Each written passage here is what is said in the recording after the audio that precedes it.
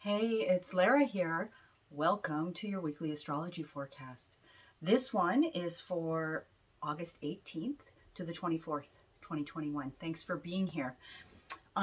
If you are interested in getting on my mailing list and finding out when my new website launches, then please hop over to astrologymaven.com. The link is below. And you just have to put in your first name and email address and you will get on my list. And when you do that, you'll get my free guide to working with the moon as well. So, so we have a pretty interesting full moon to talk about in this video. And as always, a few other things to go along with that.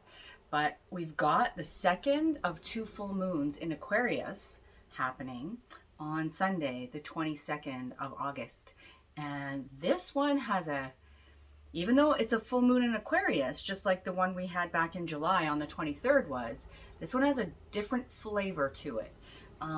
And it's one to really, I think, look forward to, or at very least be curious about. So we're going to talk about that. Apologies if my voice is a little weak today.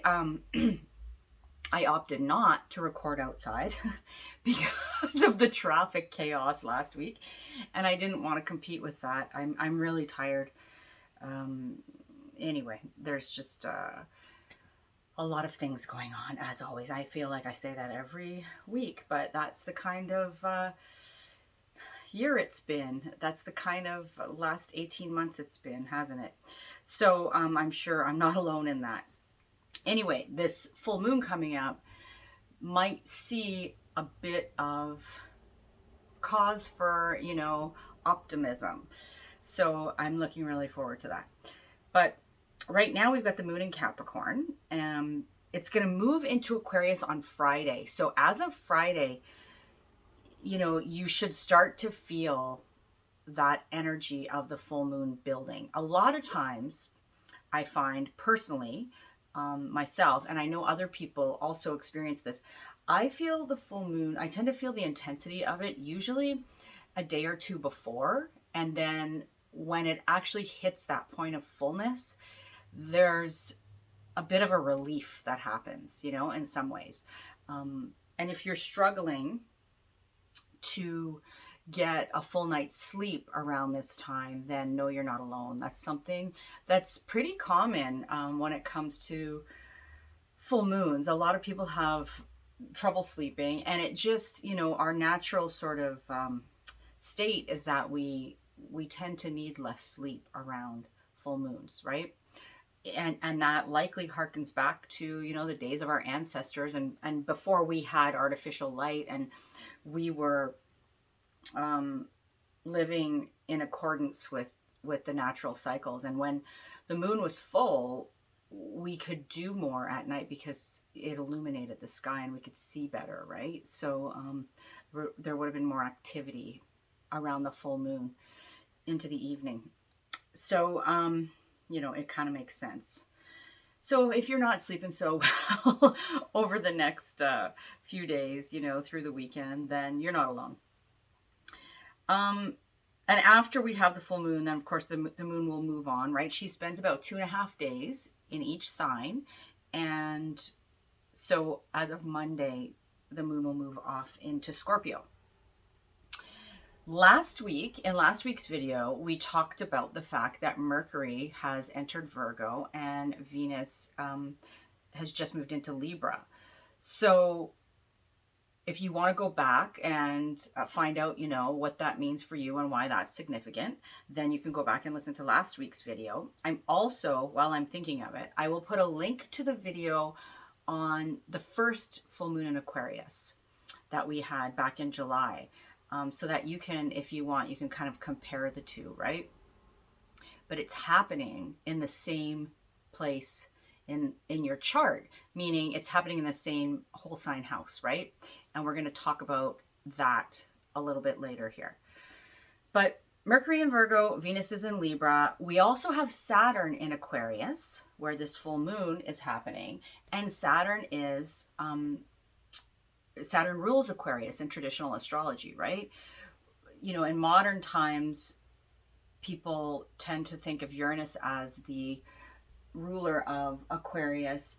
And, you know, I'm increasingly like a fan of traditional rulerships. So, and I see the resonance there and the significance. I think that Uranus definitely has an affinity for Aquarius, but Saturn is ruler of Aquarius, and Saturn also rules Capricorn.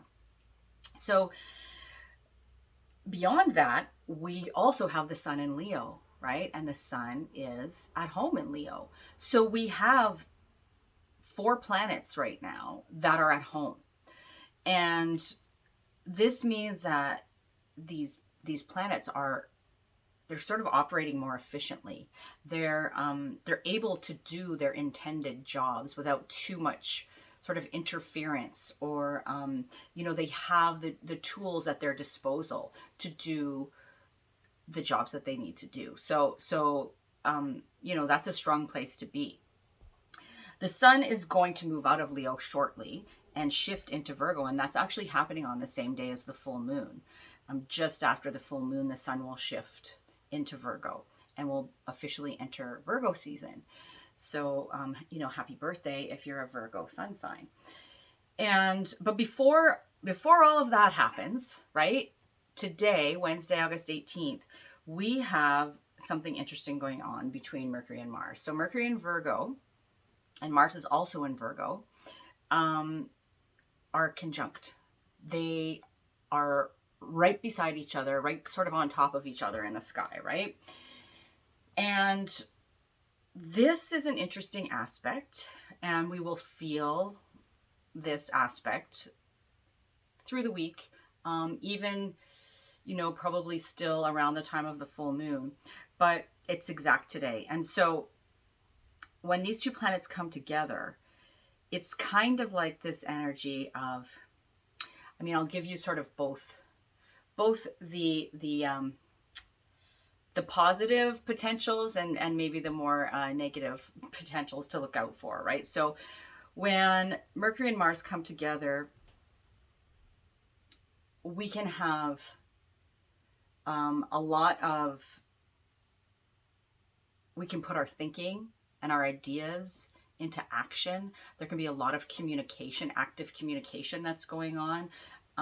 We can be skilled in verbal combat, you know, if it's necessary, kind of thing. And there are some scenarios, you know, like, you know, if you're like testifying in court or something like that, this could potentially be helpful for that sort of a scenario, right? If you're somebody who's really needing to get your message across in a courageous way, or in a you know, a sort of a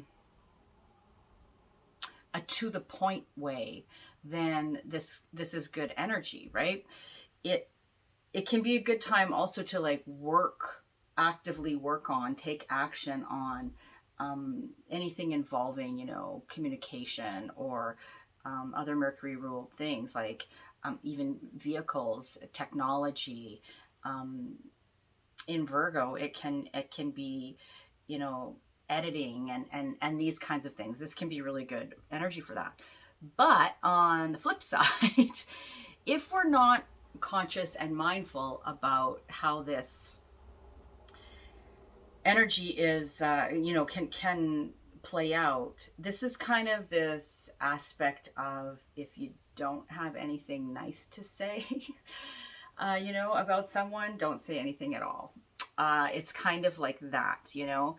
I mean, sometimes it's necessary, but it's a good time to kind of check yourself before you just blurt something out that could be cutting or combative for no real good reason, you know, or really hyper critical, because that can be Mercury Mars in Virgo as well. So just be mindful of that. You know, it can be a time when we could feel verbally attacked as well.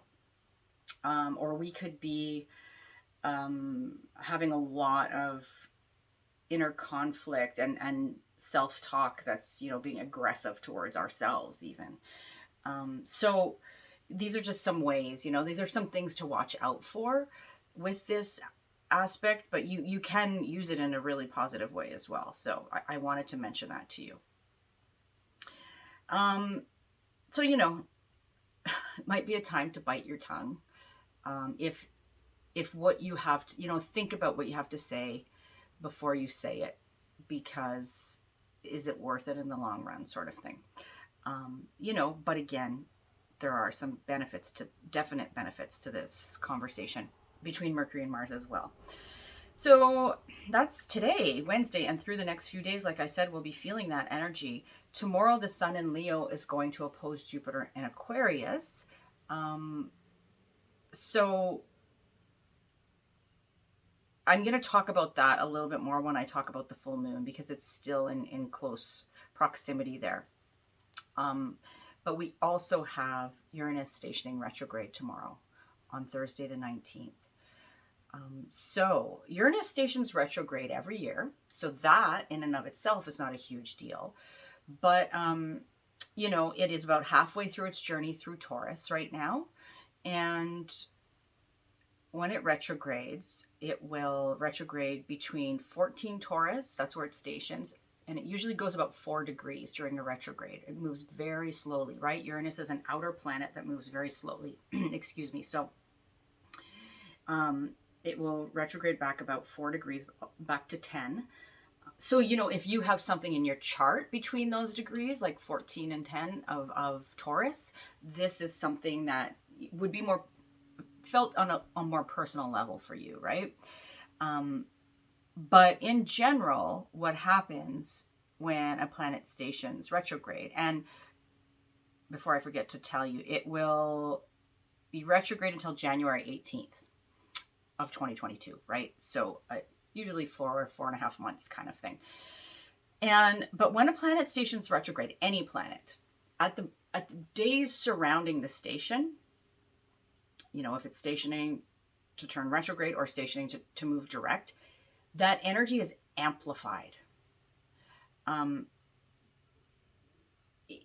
so we tend to feel it more in our experience, right? And maybe kind of see evidence, more clear evidence of it in the goings on around us.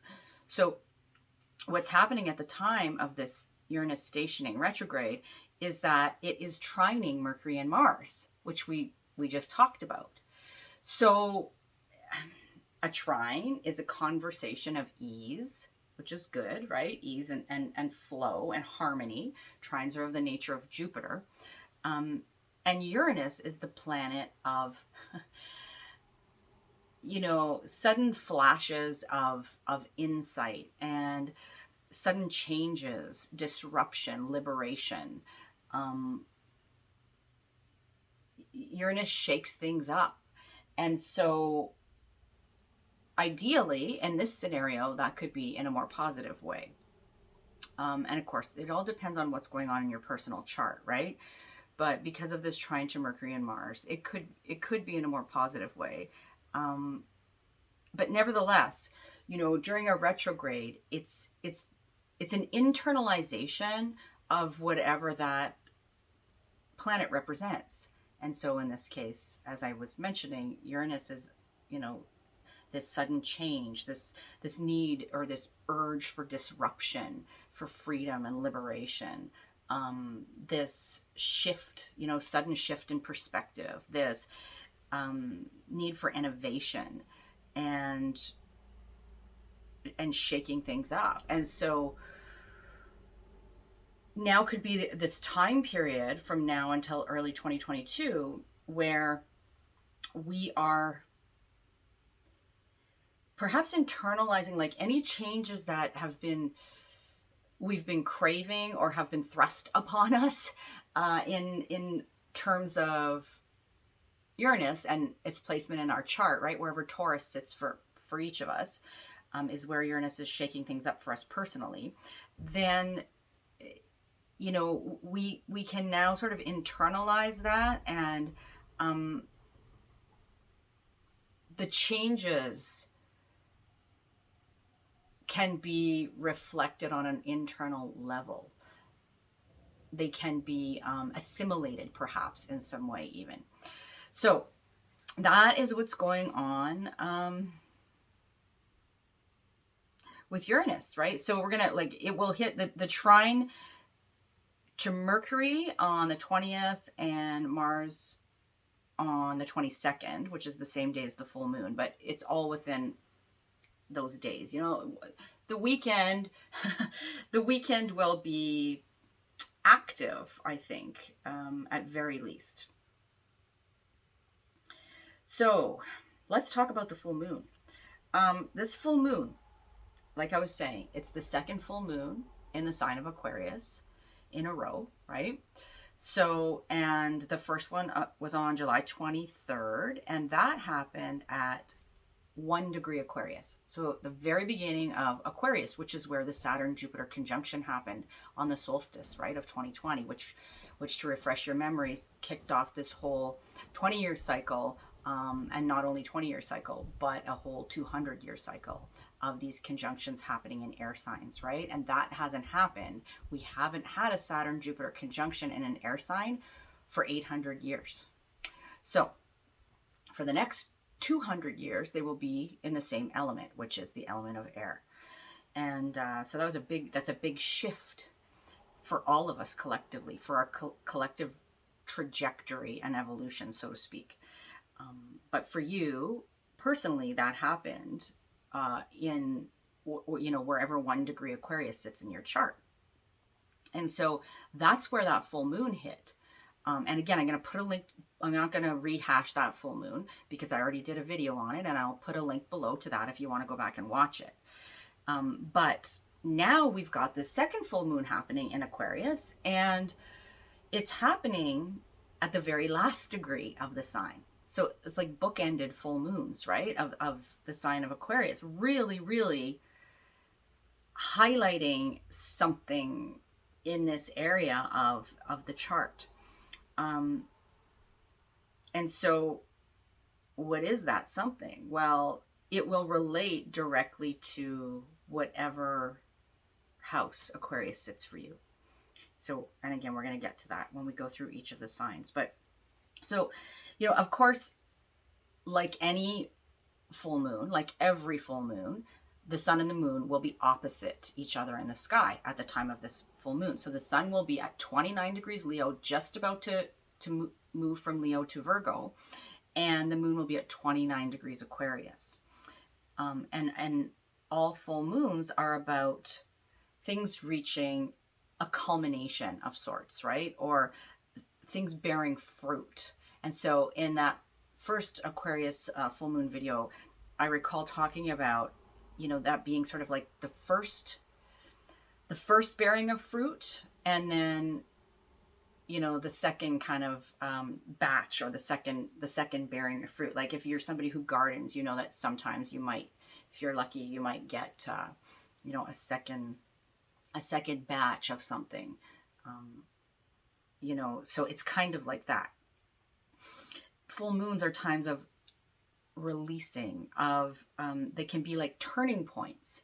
They can be a time where there's a big sort of emotional catharsis that happens, right? The moon is very related to our emotions. And when the moon is full, just as the moon pulls on the tides, the ocean tides, right, and they rise, our internal tides also rise. So our emotional tides rise, and things come up to the surface to be released, to be witnessed, to be illuminated, those sorts of things, right? So it can be emotional, an emotional time, or can be, you know, and that can be like for better or worse, right? Like emotions, I mean, and that's our judgment that we're putting on that. Like no emotion is a bad emotion, right? I just posted something, I shared something the other day, that oh my gosh, what's her name? I feel so silly. Famous writer. Elizabeth Gilbert. Elizabeth Gilbert wrote, she posted, and I thought it was really true. And it was, you know, she was talking about how there is no wrong emotion. There's no wrong way to feel in any given situation, right? We might think that what we're feeling is the wrong way to feel because it's not what is expected of us, by society, by our parents, by our family members, by our, you know, friends, by our spouses, by our kids, by our authority figures, you know, our teachers, our whatever kind of thing. Because that's not what we have been conditioned to see as the acceptable way to respond to something. But that doesn't mean that it's wrong, right? So bringing it back to the full moon, full moons often bring times of emotional release or emotional catharsis. And so it's necessary for us to allow those reactions and those emotions to move through us. And the more sort of conscious we are of that, the less likely we are to do damage, you know, to kind of like spew our emotions all over somebody else and have it damage our relationships and things like that. So, but the thing about this particular full moon is that we have Jupiter in a conjunction with the full moon within 2 or 3 degrees of the full moon. So, and also opposite the sun, like I was saying, right? So Jupiter and the sun are opposing each other exactly tomorrow, but they're still within close range at the time of this full moon. So the one thing, you know, in general, this brings an element of optimism, of luck, of adventure. It's like a growth-oriented full moon because Jupiter is the planet that expands whatever it touches, right? And so, and it's what we call the greater benefic. So generally thought of to bring good fortune and support and protection and all these kinds of things.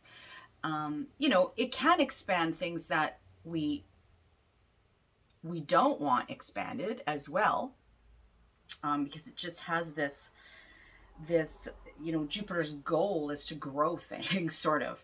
So what I'm cautioning against, because we do have Jupiter opposing the sun, that solar force, that life force, that, you know, sort of shining presence, is just be mindful not to like go over the top with things, right?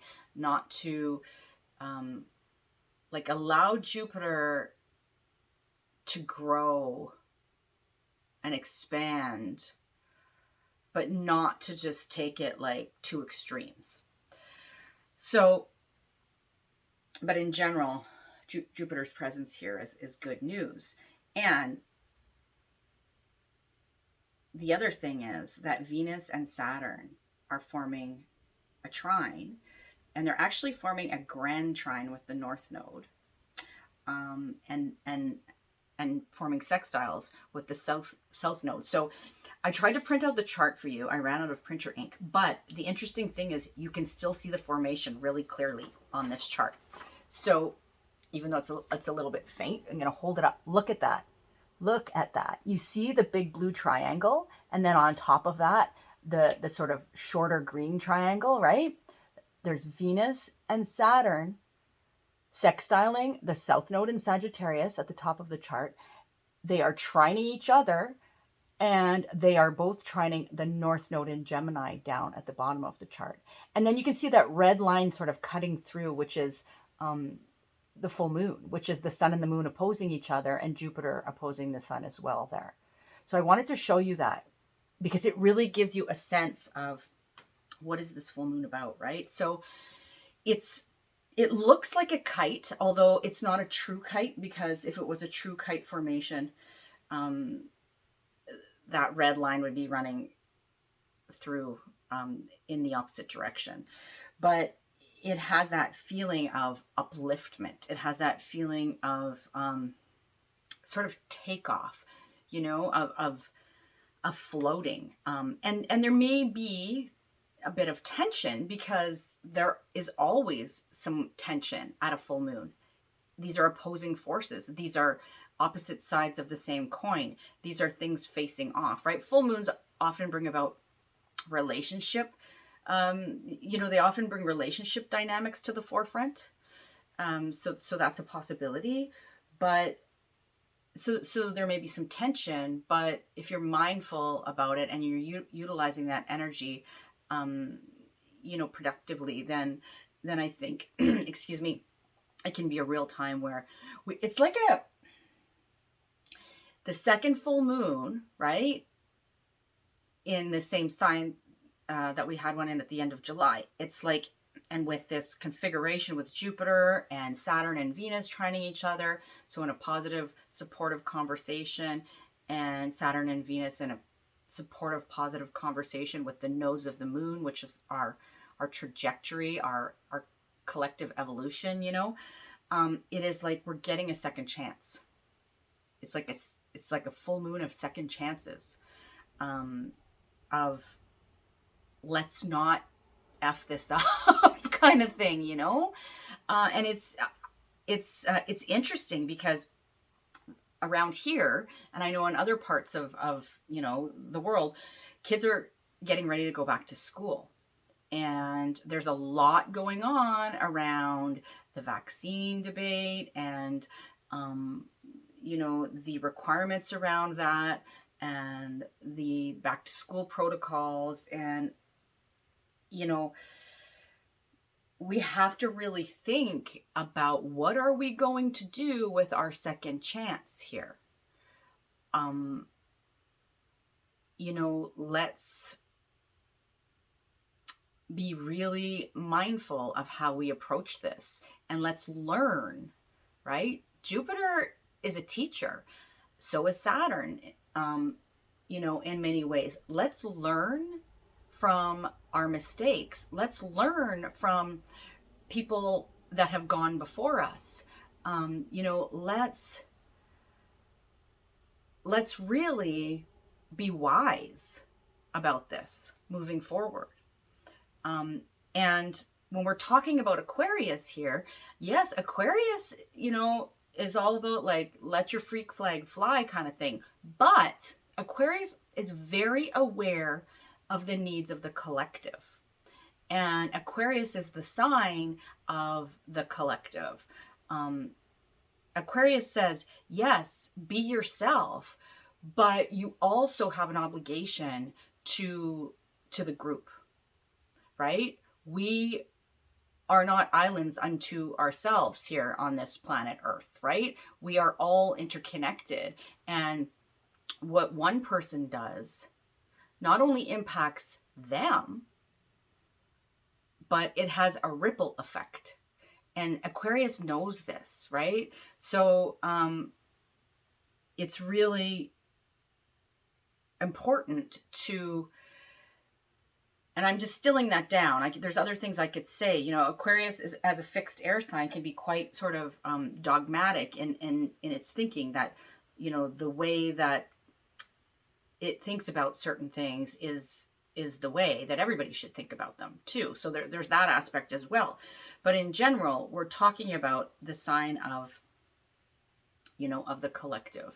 And so we, you know, that's something that is being called to our attention repeatedly over this year, ever since that Saturn-Jupiter conjunction that we had in Aquarius, again, on the solstice of 2020, right?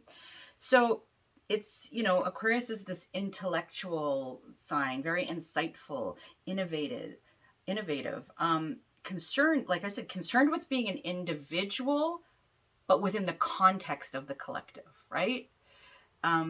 So, you know, Aquarius knows, being ruled by Saturn, which is a sign that we often associate with boundaries Aquarius knows that sometimes you have to push the boundaries, right?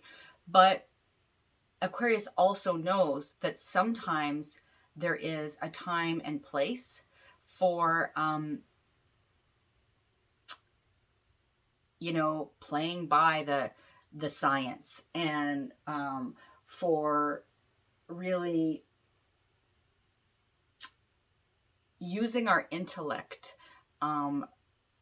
and putting our emotions sort of secondary to that.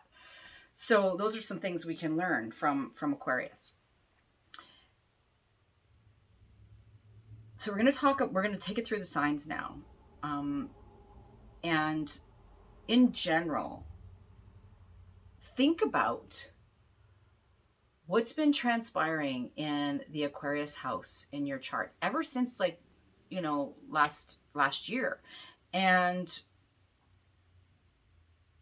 like since the beginning, or since that conjunction, since late 2020, and then the beginning of 2021, when we had a new moon in Aquarius in February. And what is, what are the themes that you have been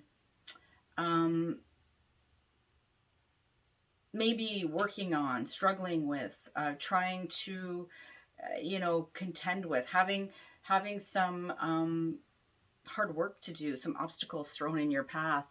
The expectations of Saturn are high in that area of life. And now, like, what have you learned? What can you put into practice? How can you be wise about moving forward? How can you utilize the energy of Jupiter, who wants to help right now?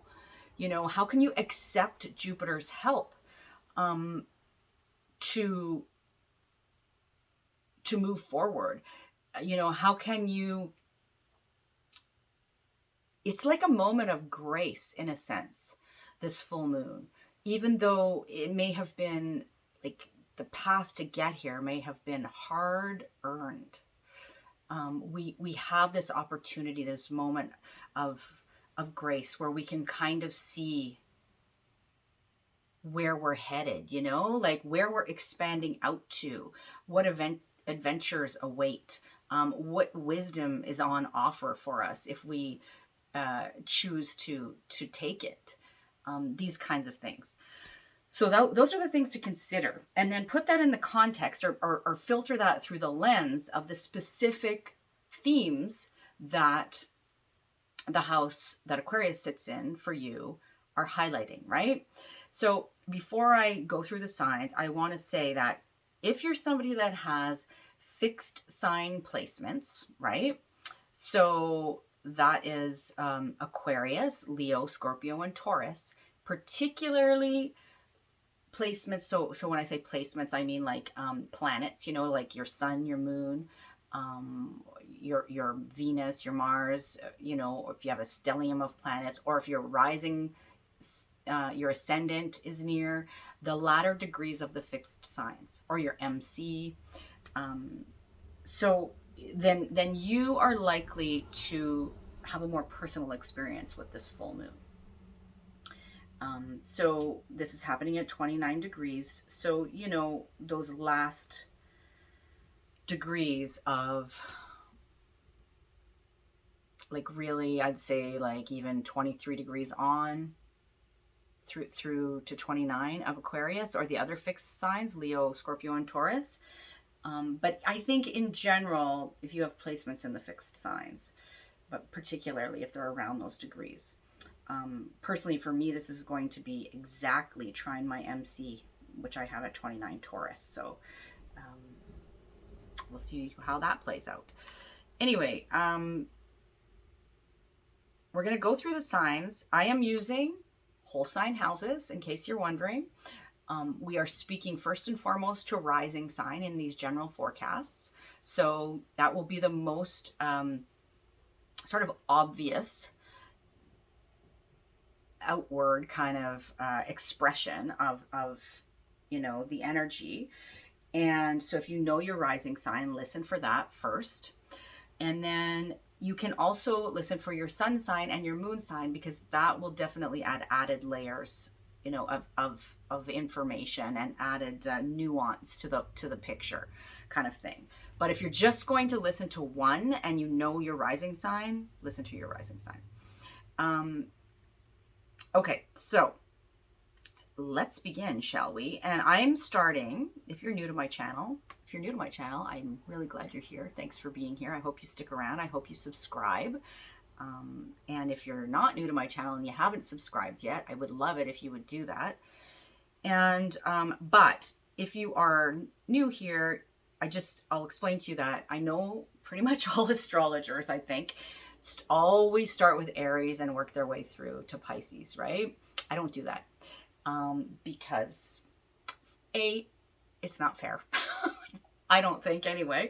But also, you know, I'm working through through the houses here. So I'm starting with the first house, and whatever rising sign has the particular event we're talking about in the first house. And in this case, that's that full moon in Aquarius. So we're going to start with Aquarius. So Aquarius, a lot going on for you these days, definitely.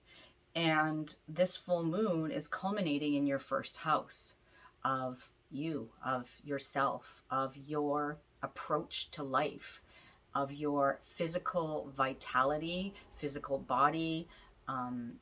You know, you incarnated into this physical material world.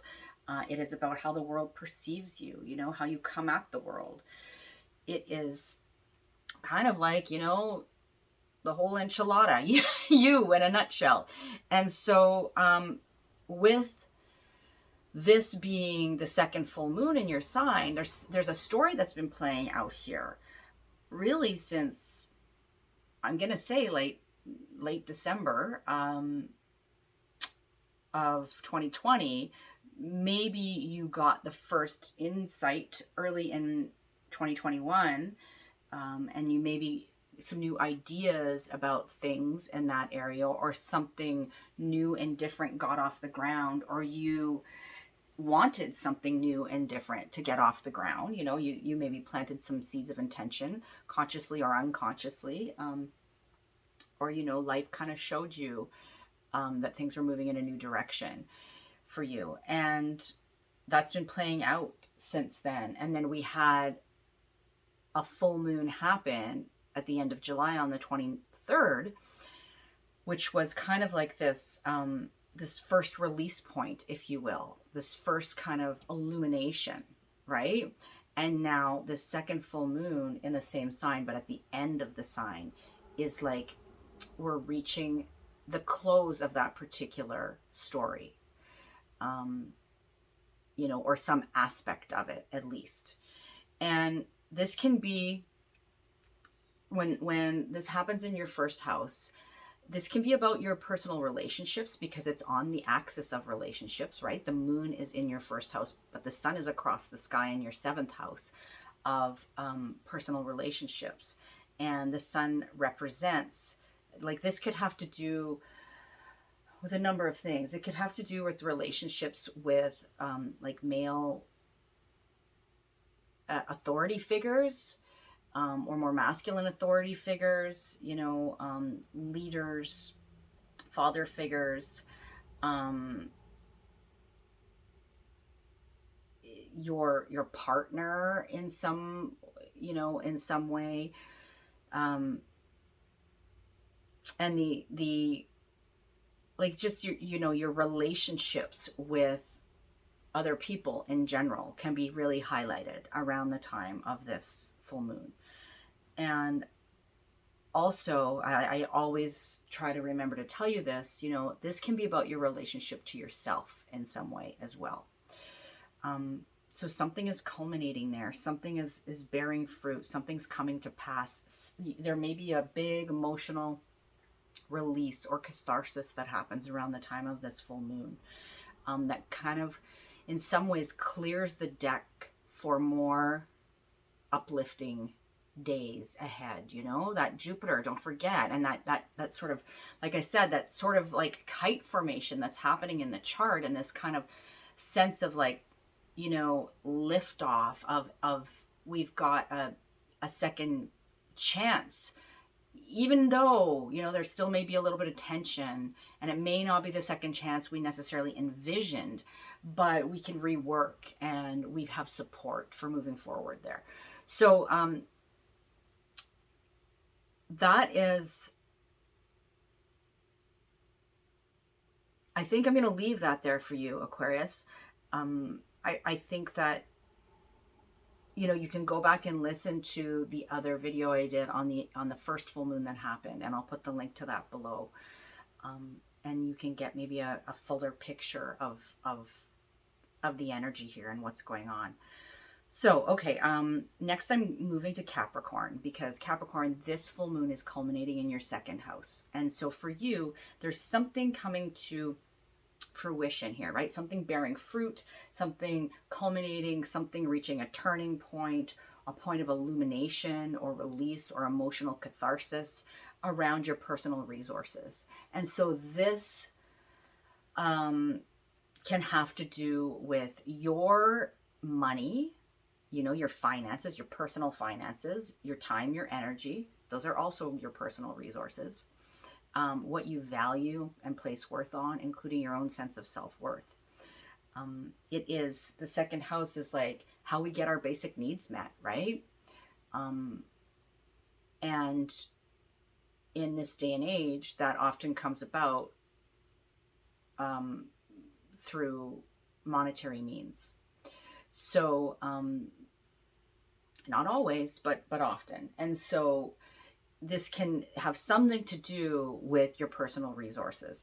And so it may be that, you know, there's been something going on here where things have been, you know, there's been sort of a story arc at play since late 2020, early 2021 kind of thing.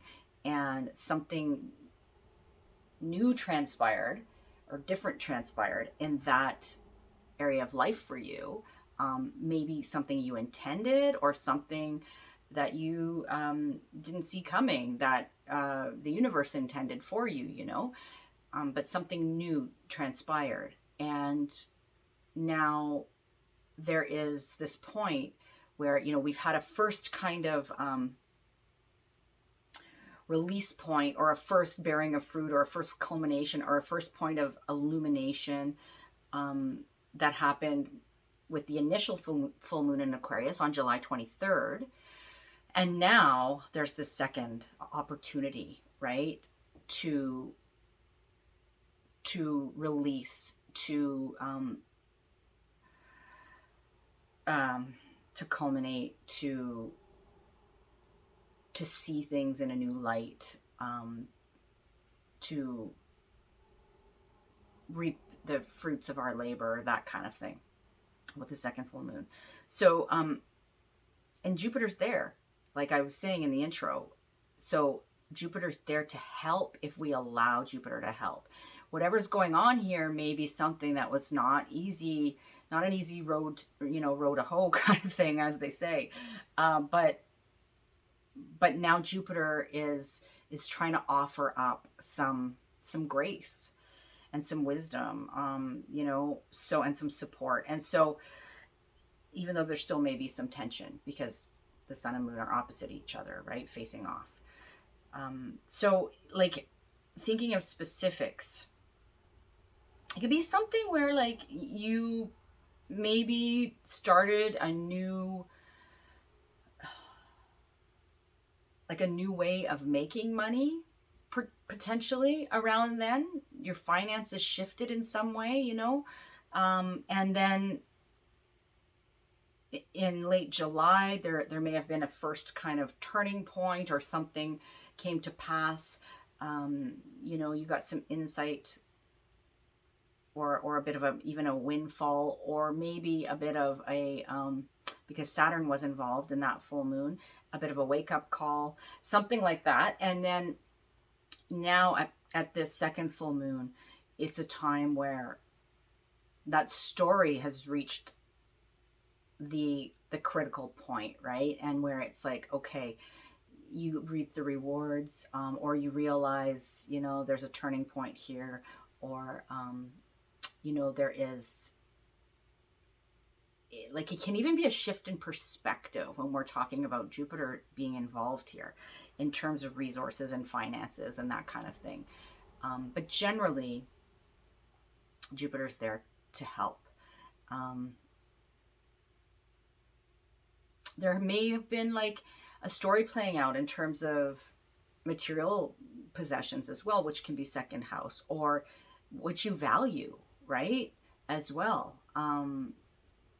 There can be, you know, that can be very much related to this story of the moons in Aquarius in your second house. So that's what's going on for you, Capricorn. You can listen to that video about the initial full moon that happened on July 23rd in Aquarius if you want. The link to that will be below this video, to kind of give you a fuller picture, or just to refresh your memory, right? All right, so we're going to move on to Sagittarius now. For you, Sagittarius, this full moon is culminating in your third house. So this is about your communications. It can have to do with, you know, things revolving around like the mind in general, your thoughts, your internal dialogue, your exchanges with other people, verbally, written, you know, via text, email, however that's done. This can be what's going on in your immediate environment. This can be related to things like siblings, cousins, neighbors, peers, teammates, friends that feel like siblings.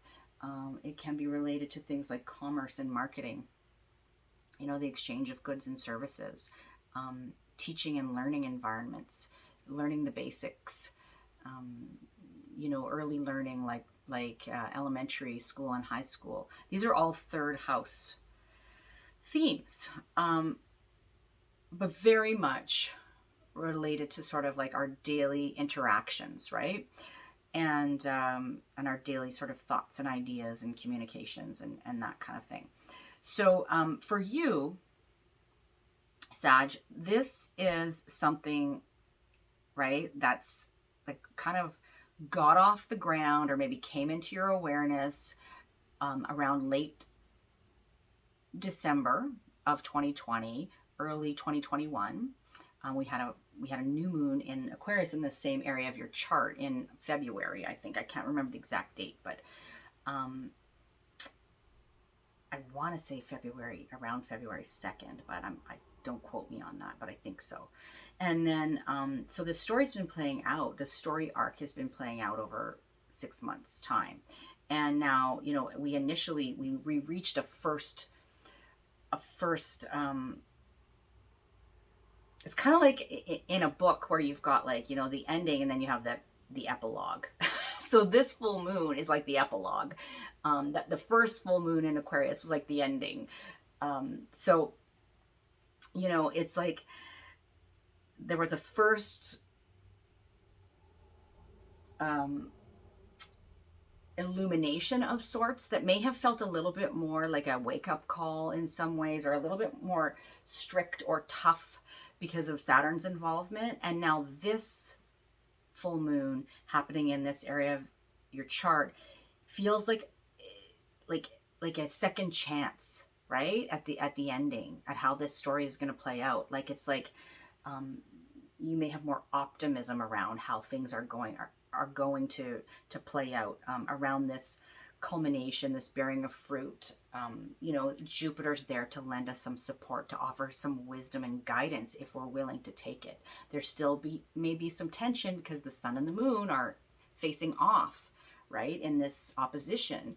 But in general, there's a lot going on to indicate that we have support right now. So we have like a, you know, a second chance, or a second, we get to look with a fresh set of eyes at something.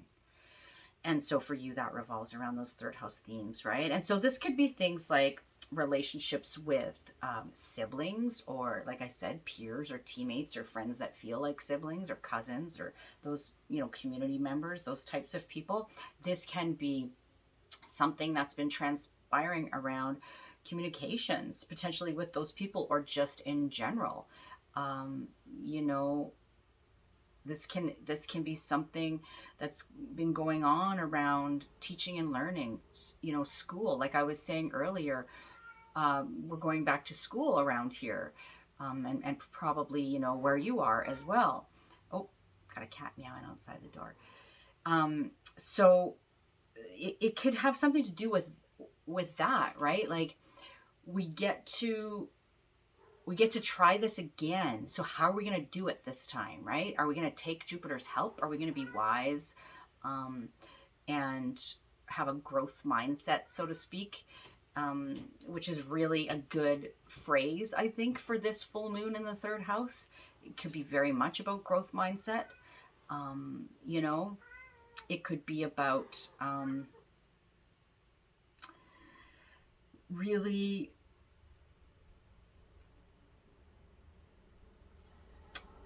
communicating in general in a more hopeful way, than maybe has been the case for whatever reason for you. Maybe, and the communications that are happening in, your immediate surroundings can potentially be more uplifting, more positive, more growth oriented, right? I'm trying to think of what else I could say here. Like, I just want to remind you of something I said in the introduction, and that's like with the Sun Jupiter opposition, like just don't go over the top with it, right? Like, and I'm going to use the back to school analogy again because it's relevant to me, and it's something that's been on my mind and on a lot of people's minds, I think, these days. We're looking forward to the kids being able to get back into a classroom and that kind of thing. But we also, I think, have to not just be like, it can't be a free-for-all, right? Because then we're going to end up revisiting the lessons that Saturn and Jupiter have been trying to teach us since last year, early this year. So, we want to be wise about it. We want to be optimistic about it, but we don't want to be foolish about it, and think that we have all the answers, kind of thing. So, okay, I think that's enough said there, Sagittarius. And, please, if you want to listen to the full moon video from the first full moon in Aquarius back in July, the link to that is below as well. Okay, I'm going to move on to Scorpio now. Scorpio, for you, this full moon is culminating in your fourth house. So that is having to do with your home, your family, your place of living, real estate, your ancestry, your roots, your sense of emotional security. So there's been a story playing out here, and in some ways it was initiated back in late 2020, and then may have reached a point of maybe coming more into your awareness, or you and planting some intentions in the Aquarius house themes, or maybe the universe saying something new needs to happen here, or is going to happen here, right, in this area of life and in this fourth house area. And so gradually that story's been playing out, and then it's reached this first illumination point around the July 23rd full moon in Aquarius. But now we're getting a second chance, and a chance where, that first culmination, it was like, well, this is how the story could end, right? And I was saying to another sign, it's kind of like how, sometimes in a novel there'll be the ending, but then the epilogue.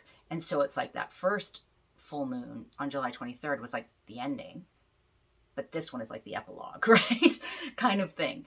And so it's like we have a second chance here, and a chance to take the support of Jupiter, and to use it wisely, and to to be hopeful about the outcome. And so, but there is something here coming to pass. There's an illumination, a culmination, a bearing of fruit in relation to these fourth house themes specifically for you, right? And so that could be a number of things. That could be things like things going on in your home environment as related to actual like structural things, like even renovations, or you looking for a new place to live, or like things going on in your home. And so this has been a story over the last at least 6 months, sort of thing. And maybe, in late July, it was feeling a bit like, is this how the story is going to end, kind of thing. But now there's a second chance where it's kind of like, oh, I can see things differently, or maybe if I think about this differently, or if I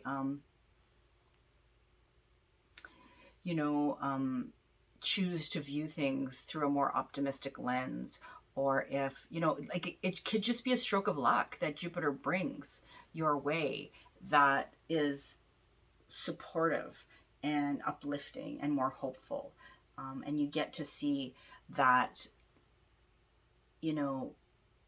this is potentially how it ends, right? Which is nowhere near as bad as you may have thought. So yeah, there can be, I mean, this in a very practical sense, this could be things like, you could just have more luck around home and more opportunity to maybe like, do the renovations you've been wanting to do, or the work on your house, or more opportunity and luck when it comes to real estate ventures, or there could be more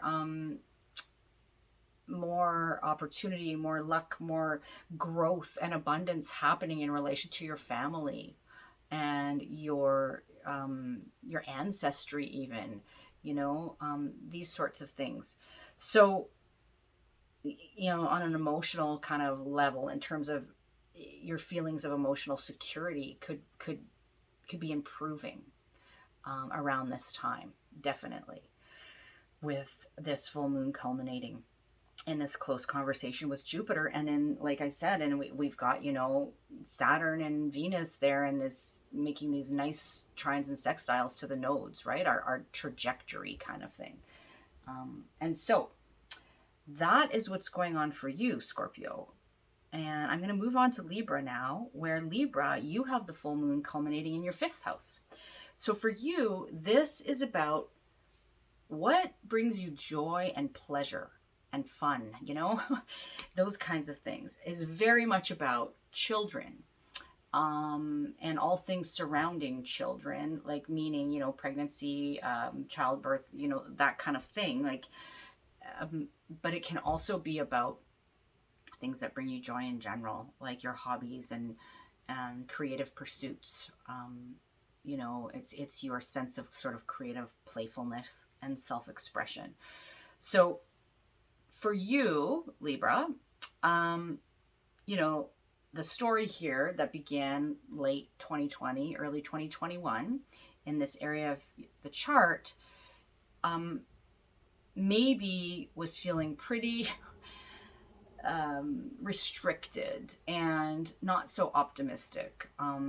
Something got off the ground, or something new was initiated, for better or worse, around that time. And it could feel like it's been a bit of a slog getting to where you want to go. And then we had that first full moon at the end of July on the 23rd in Aquarius that, may have felt like, oh, I guess this is how it ends kind of thing. Or there could have been an initial bearing of fruit or an initial point of illumination around these fifth house themes. And that may have felt a little bit more restricted and somber because of Saturn's involvement. But now we've got Jupiter there.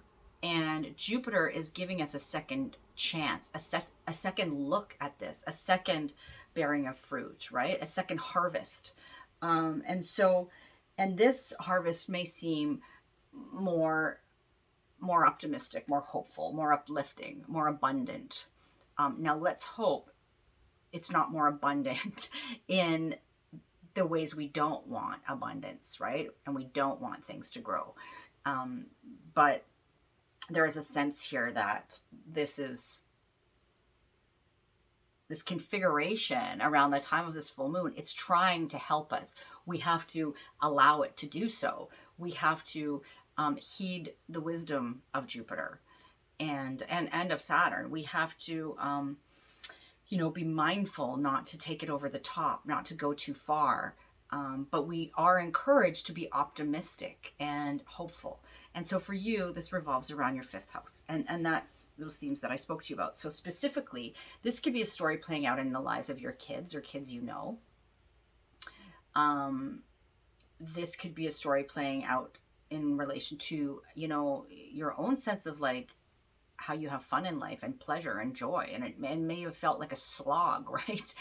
Up until now. And now you may be seeing a little bit like the light at the end of the tunnel there. And you may be seeing how, maybe there is an opportunity here to carpe diem, so to speak, and to really, have a second chance here at doing something that is fun, that brings you joy and pleasure, those kinds of things. So maybe it's like another example I could give you would be something like maybe there was like some kind of hobby that you were trying to initiate or you wanted to start, but like it was just so difficult because of maybe the pandemic and the restrictions around that or whatever, or something you wanted to do for fun. And it's been not easy for that to happen. And it may have seemed kind of unfair and restrictive and all of that. And now, this full moon may bring some kind of culmination or release point or turning point for the better in regards to that.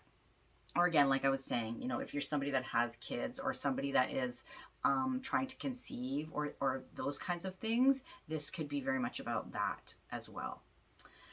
So, okay, Libra, I'm going to leave that there for you. You're going to move to Virgo now, where Virgo, you have this full moon culminating in your sixth house. Your sixth house of the daily grind, of hard work, of, your work, your daily work, paid or unpaid work. The work you do at your job or the work you do outside of that.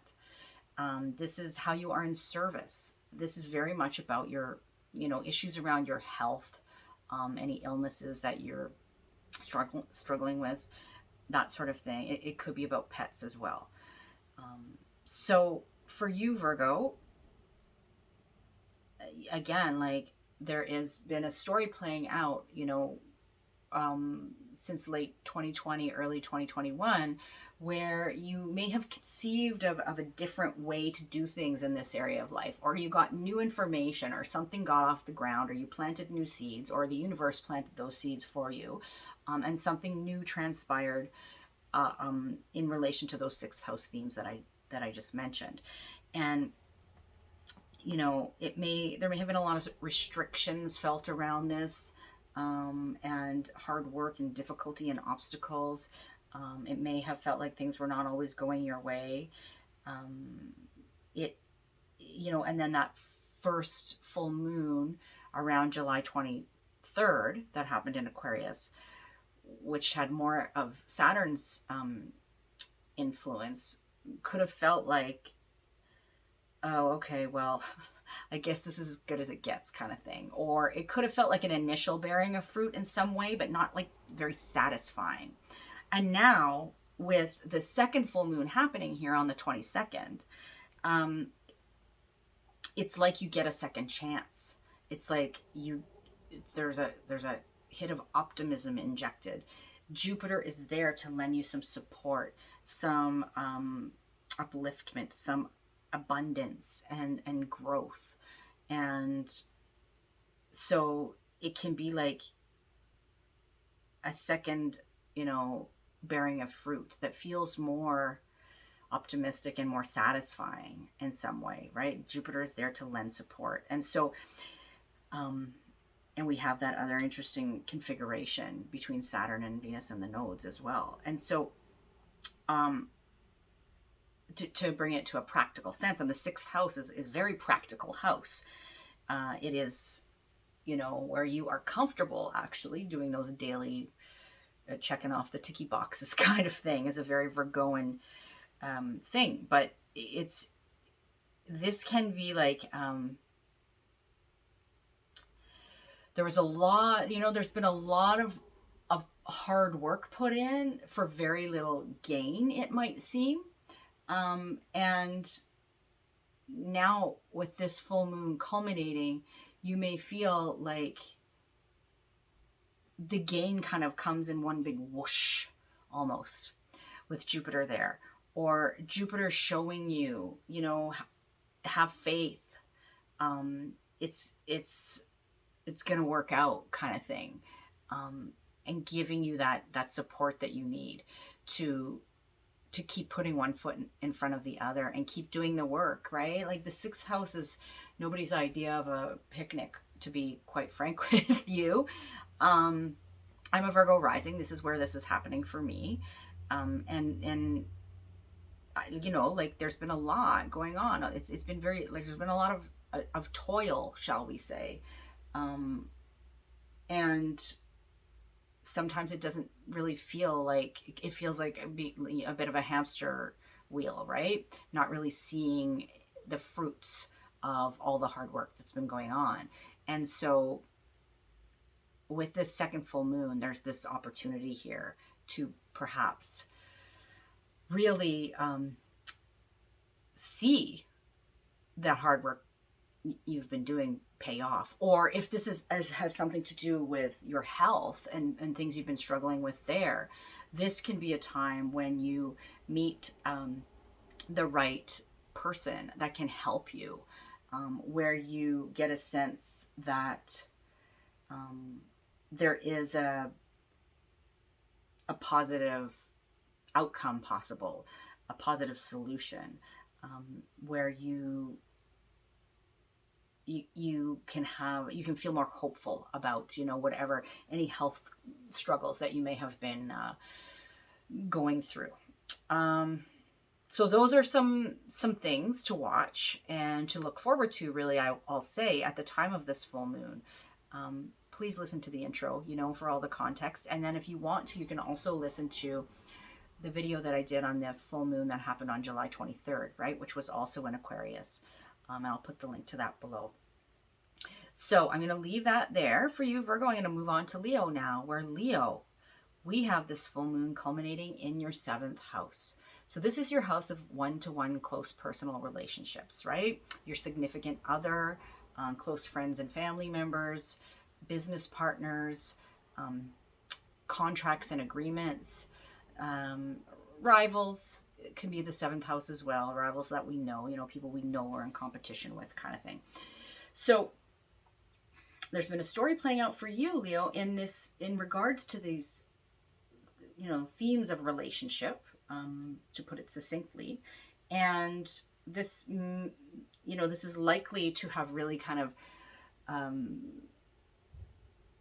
started in some way around late last year, but then into early 2021, we had a new moon in Aquarius where there was something new that transpired, or something new that got off the ground, or some new seeds that you perhaps planted with the intention of growing something new in the Aquarius, area of your chart, or perhaps that, it wasn't what you intended, it was what the universe intended. And so, but whatever that was, the story's been playing out now for 6+ months. And it's like, it reached an initial culmination point in late July, around July 23rd, where there was something that came to pass here in terms of your relationships, right? And there was maybe a culmination point, a point of illumination, a point of emotional catharsis or release, or something reaching a crisis point, or even a bearing of fruit in some way.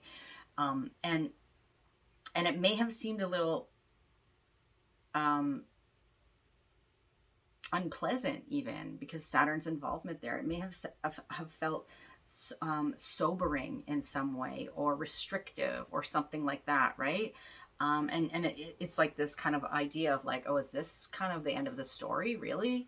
That's how that's going to go. But now we get a second chance in the same area of the chart, and it's a chance to do things differently. It's a chance to view things from a more optimistic place. It's a chance to learn and grow from perhaps our past mistakes, or it's a chance to shift our perspective.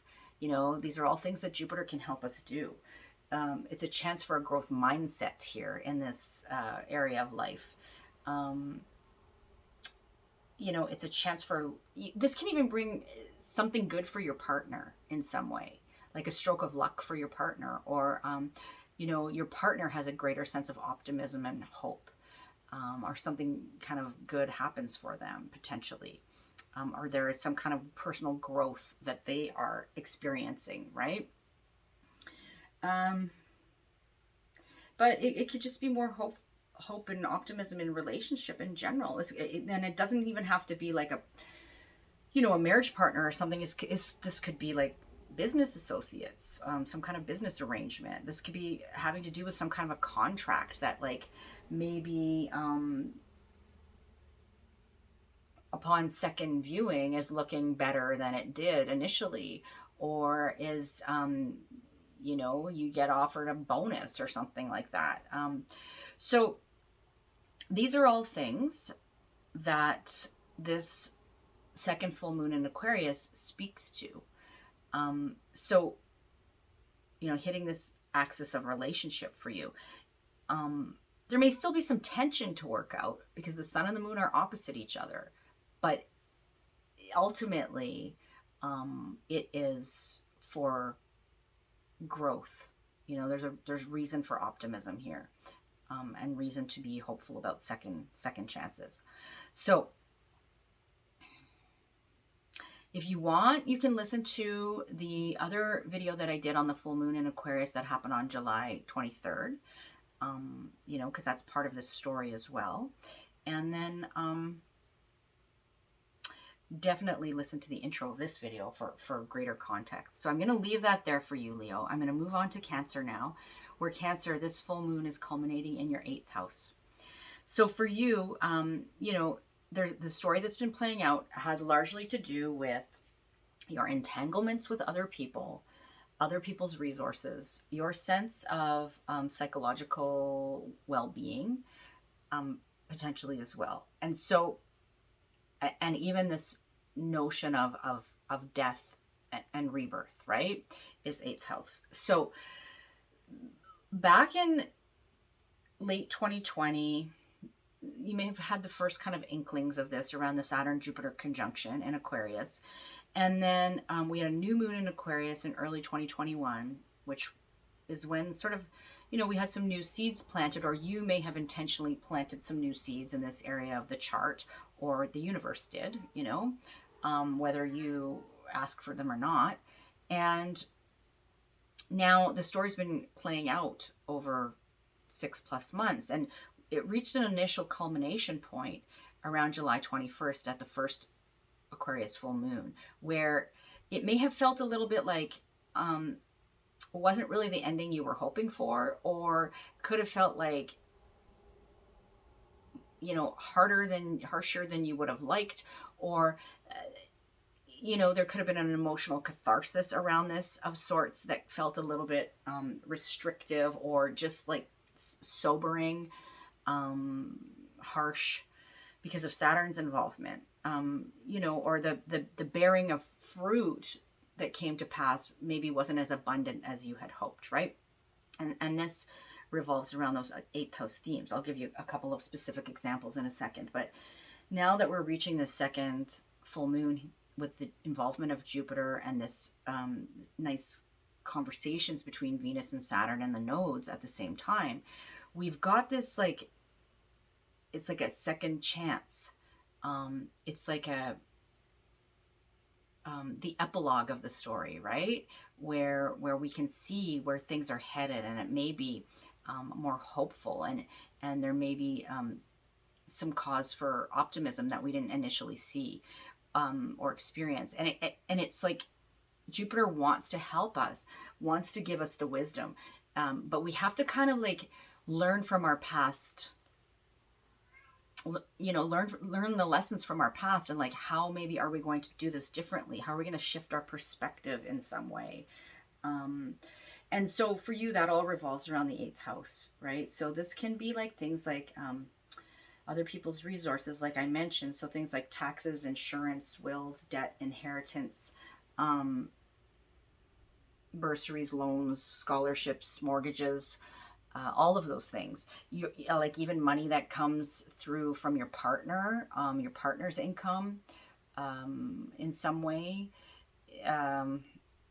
business associates, you know, income that comes in, that like via those channels.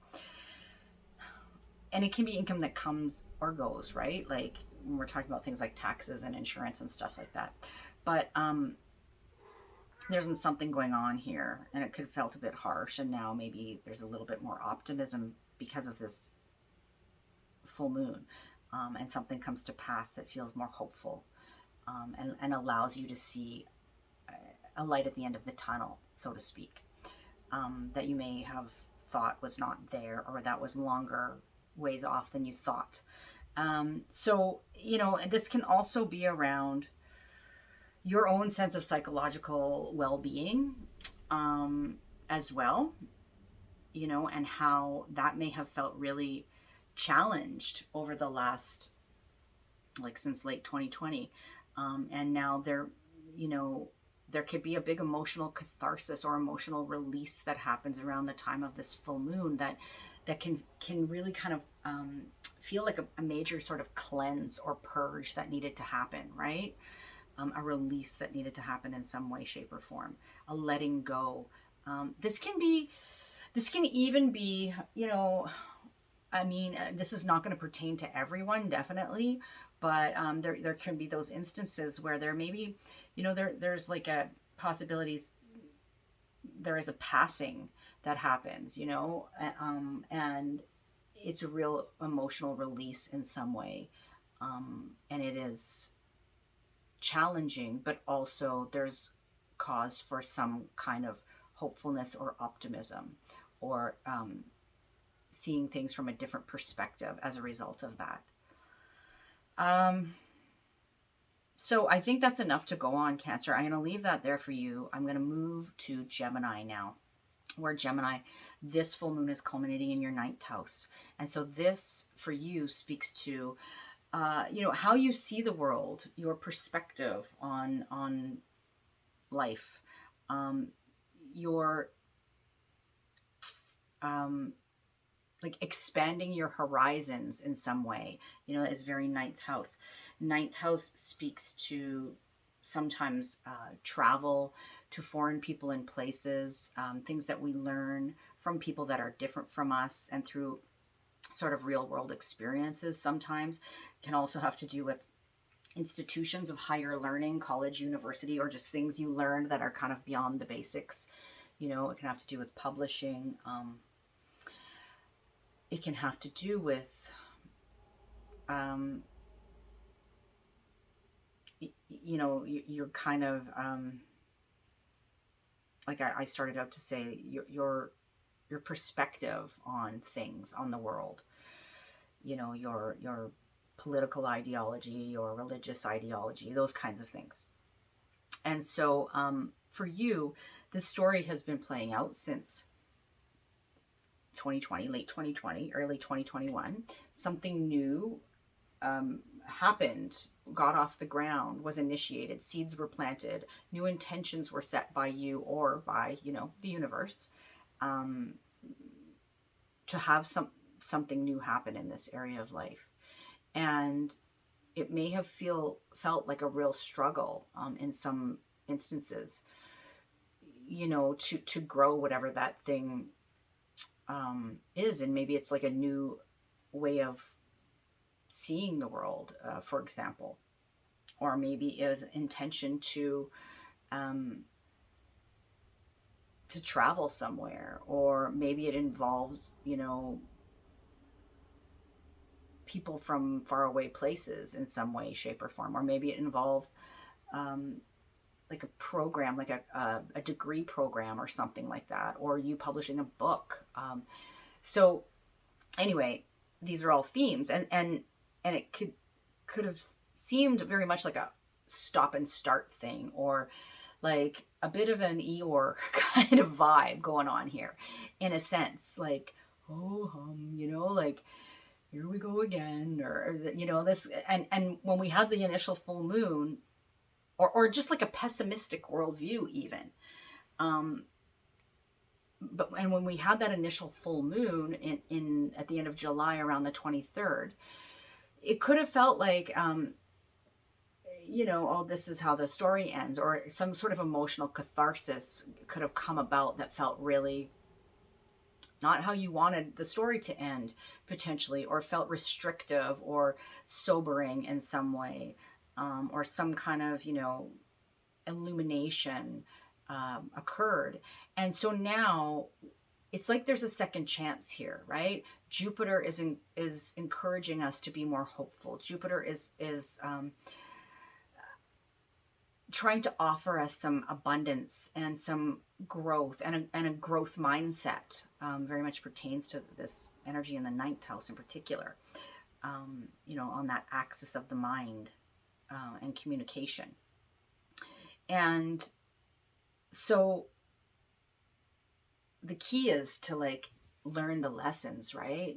Jupiter is a teacher. So is Saturn. What has Jupiter been trying to teach you over the and Saturn over the last 6 months or so? And you know, are you learning from the past? And how can you take those lessons and move forward? And now, you know, there could be like some crisis point, or some turning point, or some major emotional catharsis that happens that could still feel tense. And in some ways it may involve relationship, because this is the sun and the moon we're talking about here. But also, there's like a silver lining in some ways, right? Jupiter is offering a silver lining. It's like the last full moon on the 23rd, I've said this a few times, was like the end, like when a story ends, when a novel ends. But then this full moon is like the epilogue, and we're like, oh, that's what happened, right? Or that's what happens in the future, kind of thing. So we get some insight into that. So that's what's going on for you, Gemini. And next we're moving on to Taurus, where Taurus, this full moon is culminating in your 10th house. So this is a public area of life for you. It is all about your public persona. It is about your career and your worldly ambitions. It is about the legacy you wish to leave. It is about your relationship to authority and authority figures and your own authority.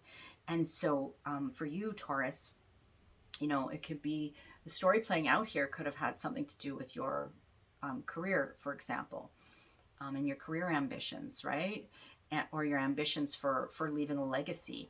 And it could have, you know, there was this point where Saturn and Jupiter came together at 1 degree Aquarius back in late December of 2020, where there was a shift that happened. And then early 2021, we had the new moon in Aquarius, where you may have, you know, consciously planted some intentions of your own in this area of life, or you know, the universe did that for you in some way.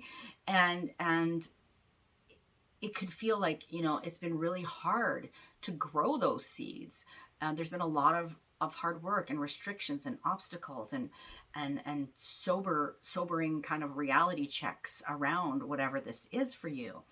And maybe around the end of July, when we reach that first full moon in Aquarius, it could have felt like an emotional catharsis or a release or a culmination or an illumination that maybe felt like not so satisfying in some ways, right? Or a bit restrictive.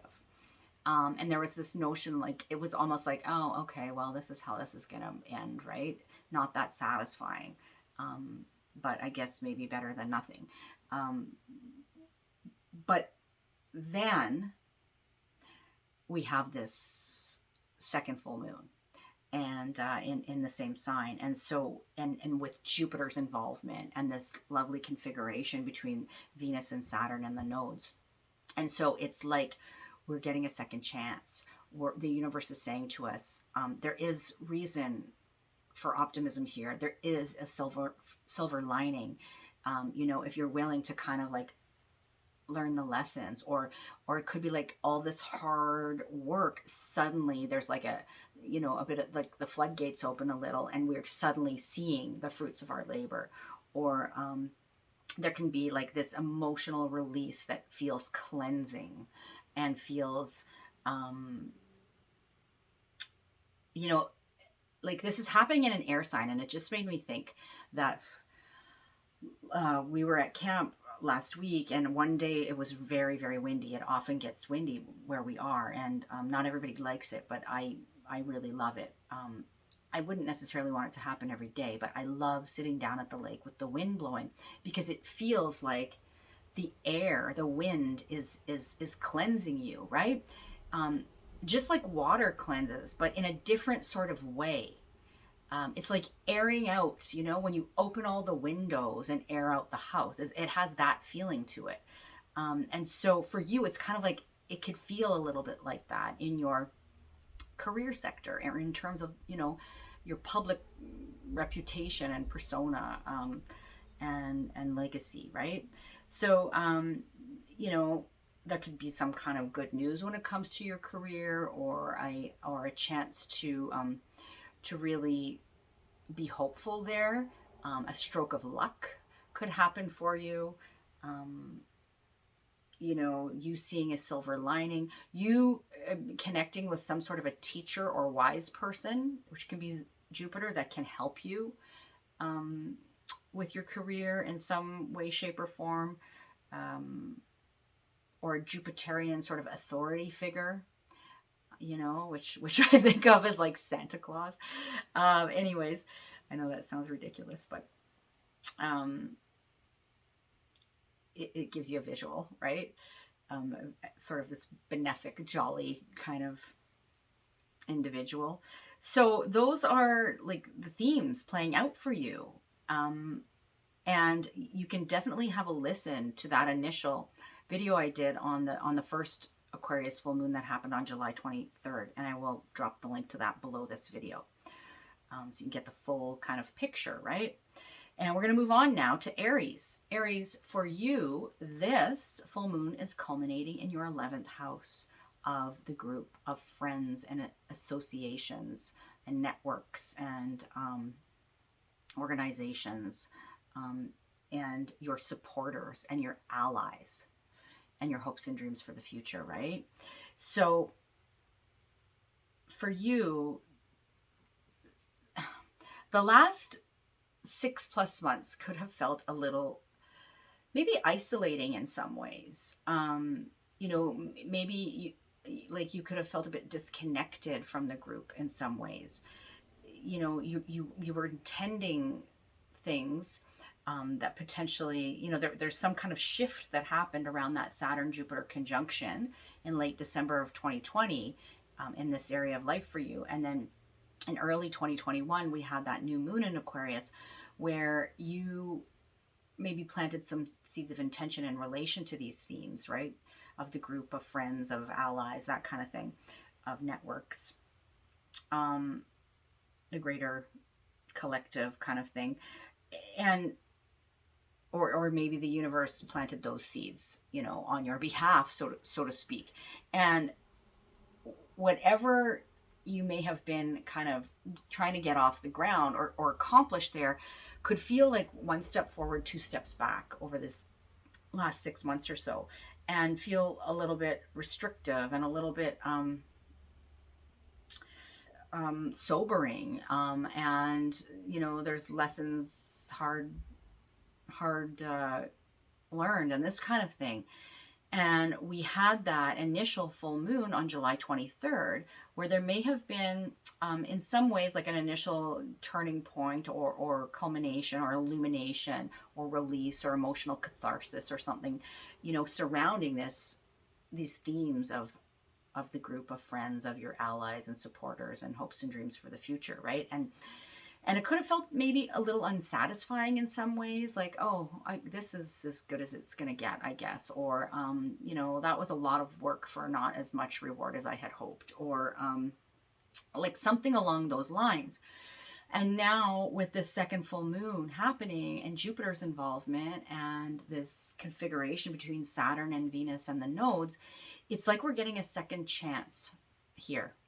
You know, Jupiter kind of floats in and says, you know, the story's not over yet. There is a silver lining here. And, you know, there is cause for optimism. I'm bringing you the wisdom you need. I'm bringing you a growth mindset. I'm bringing you abundance and an opportunity for harmonizing this area of your life in some way. So, you know, the idea here, just like Saturn is a teacher, Jupiter is also a teacher. Jupiter is wise and wants us to be wise in turn, right? And to learn, to expand our horizons and to learn from our experiences and that kind of thing. So we have a second opportunity here, right? And there still may be some tension because this is the sun and the moon in opposition. But so there may be some tension in relationship, you know, in particular, but there is very much a chance for a do-over in a sense, and a chance for at least cautious optimism. You know, so enjoy this second chance. Enjoy the epilogue of the story, if you will. So, like, I'm just trying to think if I can give you a specific example or two. You know, I mean, there may have been some friendship dynamics that have been trying, and you've been feeling like that's been extra hard work and not very, you know, you're not reaping the rewards that are reflective of the work that's been put in there. But now can come that time when you do see the rewards there of the work that you've put in. This can even be like some kind of like a community or internet connections or network or group of some description as well could be involved, or some kind of an organization that you are part of or wanting to be a part of. Could be what this is about as well. So I'm going to leave that there for you, Aries, and I'm going to move on to, last but not least in this instant, is Pisces. And so Pisces, for you, this full moon is culminating in your 12th house. So this is a house that has to do with what goes on behind closed doors, literally and figuratively. So it can be, you know, how you spend time away from the world, in isolation, in solitude, you know, for better or worse, in rest, recovery, convalescence, recuperation, vacation, retreat of some description. 12th house can speak to, even quite literally places that are removed from everyday life in a sense. Things like hospitals and spiritual retreat centers and rehabilitation facilities and treatment facilities and prisons and detention centers and all kinds of things like that, right? The 12th house speaks to, when we're thinking about metaphorically, like behind closed doors, our subconscious, our dream life, our spiritual life, the unseen world in that way. The 12th house can speak to endings and losses as well, being the final house, right? So before that, kind of rebirth into the first house. So these are all the themes that are triggered by this full moon in Aquarius. And this story in general is something that began, there was a shift in some way in this area of life in late 2020. And then there were some new seeds planted in early 2021 at the Aquarius new moon. And those may have been intentions set by you or by the universe in general. And whatever you've been trying to accomplish here or grow, so to speak, has not been easy, right? It's like there can be like a lot of hard work involved, and feeling like a lot of work for little reward, or there can be a sense of somberness or sobriety, or speaking of sobriety, like the 12th house could speak to our self-sabotaging behaviors, things like addictions, right? Our mental and even mental health challenges. So there's been something going on here that could have felt like a bit of a struggle. And in late July, around the 23rd, we had that initial full moon in Aquarius, which was an initial culmination, an initial, like a release point or a point of something being illuminated. And it may have felt a little unsatisfying, right? Or restrictive, because Saturn was involved. And it may have felt a little like, oh, this is the end of the story kind of thing, or that didn't go as I had hoped, or like some frustration around whatever this is for you as an individual, which will be related to those 12th house themes. And now we have a second chance, because we have a second full moon in Aquarius, and this time we have Jupiter there. And we have simultaneously, some other positive conversations going on between Saturn and Venus and the nodes. So, Jupiter is kind of riding in and lifting things up and saying there could be a silver lining here, if you're willing to kind of like learn the lessons. This could be a cause for hopefulness and optimism. This can be, this sense of kind of like I get this image of being,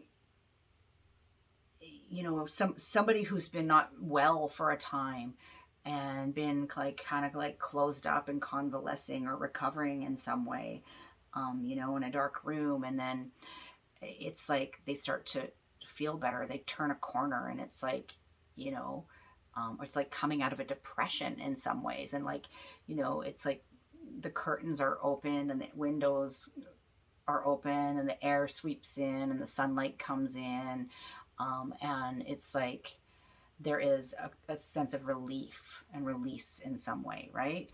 So it's got that energy to it, this full moon. And I think that's something to really look forward to. And so this could be like, after maybe a lot of struggle with something that's been dragging you down, you're finally seeing a bit of a light at the end of the tunnel here. It could be in relation to, you know, even somebody else in your life who is dealing with those kinds of issues, that, you know, there's a turning of the corner, or a chance, again, a cause for optimism, a silver lining in some way, a sense of more advancement or growth or abundance happening here, right? And there still may be a little bit of like tension to work out or deal with or contend with, because it is the sun and the moon opposite each other. But ultimately, you know, I think it's a real chance for saying, maybe it's going to turn out better than I thought, so to speak. Okay, I think I'm going to leave that there. Pisces, if you want to listen to the initial video that I did on the Aquarius full moon that happened on July 23rd, I'll drop the link to that below, so you can have a listen to that. Definitely listen to the intro if you haven't yet, for context, and I'm going to leave you with that. So happy full moon to everybody. Let me know how this plays out for you. I'd love to hear. Drop me a comment, and I will catch you soon, okay? Take good care. Bye for now.